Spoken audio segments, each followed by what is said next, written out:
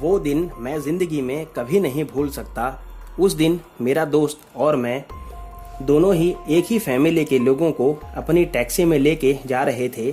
मेरे दोस्त की कार में जो आदमी दूसरे फैमिली मेंबर के साथ बैठा था वही जानता था उन लोगों को कहाँ जाना था, तो मुझे उन्होंने सिर्फ मेरे दोस्त की गाड़ी का पीछा करने के लिए कहा और मेरी कार में सिर्फ एक आदमी बैठा था जो उस फैमिली का हेड था।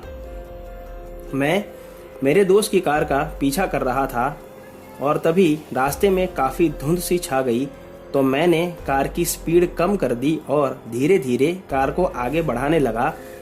जब धुंध हटी तो मेरे दोस्त की कार मुझे दिख नहीं रही थी और मैं अंदाजे से गाड़ी चला रहा था। आगे जाकर के दो रास्ते आ गए और मैं कंफ्यूज हो गया कि कौन से रास्ते जाना है।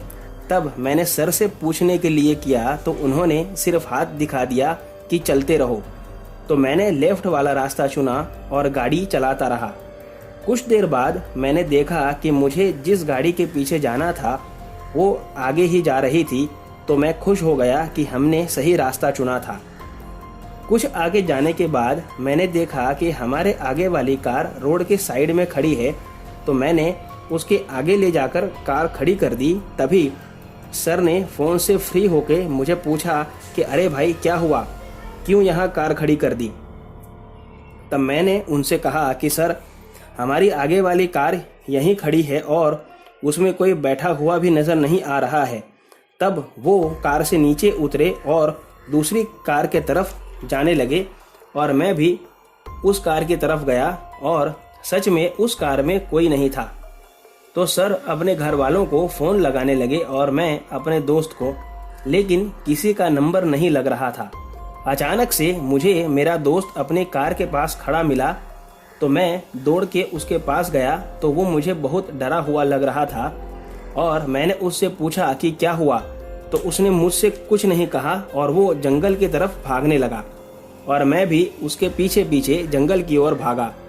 कुछ दूर आगे जाकर के वो पीछे मुड़ा तो वो मेरा दोस्त नहीं था बल्कि कोई और ही था और वो मेरी तरफ दौड़ने लगा। उसे देख के मैं भी भागने लगा अपनी कार की ओर। कार के पास जब मैं पहुंचा तो मैंने देखा कि वो साहब अब भी फ़ोन पर ही बात कर रहे थे, तो मैंने उनसे कहा कि सर जल्दी से गाड़ी में बैठो, ये इलाका ठीक नहीं है, यहाँ बहुत कुछ अजीबोगरीब हो रहा है। तब उन साहब ने मेरे सामने देखा तो वो साहब नहीं बल्कि मेरा दोस्त था। ये देखकर मैं डर के मारे सीधा अपनी कार में बैठा और कार को तेज़ी से भगाने लगा। कुछ देर तक मुझे यही लगता रहा कि कभी वो गाड़ी मेरे आगे चल रही थी तो कभी मेरी कार के पीछे चल रही थी, तो कभी कार के साथ रेस लगाने लगती, लेकिन मैंने डर की वजह से कार नहीं रोकी और कार को तेज़ी से चलाता रहा। कुछ देर बाद रास्ता साफ हो गया और वो कार मुझे दिखना बंद हो गई और रास्ते में दूसरी गाड़ियां भी दिखने लगी थी। कुछ दूर आगे जाने के बाद मैंने एक ढाबे पर कार खड़ी कर दी और चाय का ऑर्डर दिया ही था कि मैंने देखा कि मेरे दोस्त की कार भी वहां आ गई और उन लोगों ने मुझसे पूछा कि साहब कहाँ है। तब मैंने सारी बात उन्हें बताई।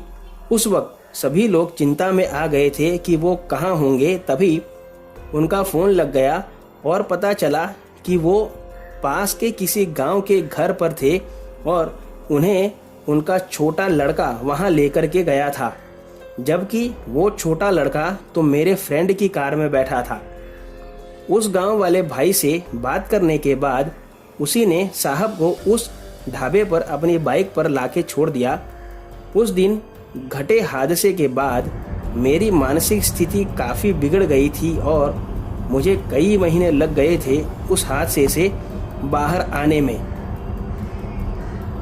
दोस्तों, आज की कहानी में बस इतना ही।